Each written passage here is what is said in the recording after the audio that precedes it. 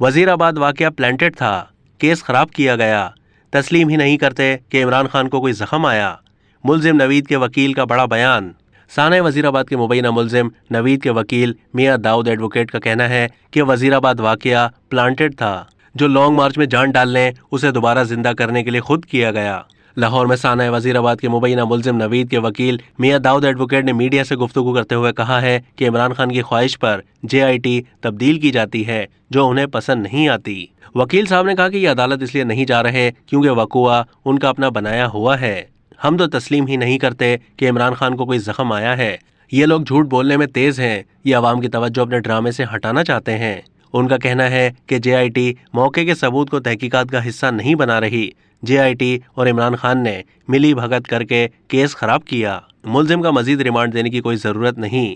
سخت سردی میں ماں کو سامنے بٹھا کر ملزم کا مرضی کا بیان لینے کی کوشش کی جا رہی ہے۔ ملزم نوید کے وکیل نے کہا کہ معظم کا قتل ملزم نوید پر نہیں ڈالا جا سکتا۔ ہم معظم گوندل کے قتل کا استغاثہ عمران خان اور ان کے گارڈ کے خلاف کروانے پر غور کر رہے ہیں۔ آپ نے 30 دن تک FIR کیوں لیٹ کی؟ آپ کل سے دوسرے اور تیسرے شوٹر کی باتیں کر رہے ہیں۔ عمران خان کے گارڈ کے اسلحے سے معظم قتل ہوا۔ عمران خان کے گارڈ کا اسلحہ فرانسک کے لیے دیا ہی نہیں گیا۔ میاں داؤد ایڈوکیٹ نے کہا کہ میں صحافت مکمل طور پر چھوڑ چکا ہوں، صرف وکالت کرتا ہوں۔ فواد چودھری نے پہلے مجھے تحریک لبیک کا کارکن بنایا، کل نون لیگ کا کارکن بنا دیا۔ واقعے کے بنیادی حقائق اور معلومات کو ضائع کیا گیا۔ JIT آج بھی صحیح تفتیش کرے تو معاملہ حل ہو سکتا ہے۔ عمران خان کے لانگ مارچ کو دوبارہ زندہ کرنے کے لیے ڈرامہ کیا گیا۔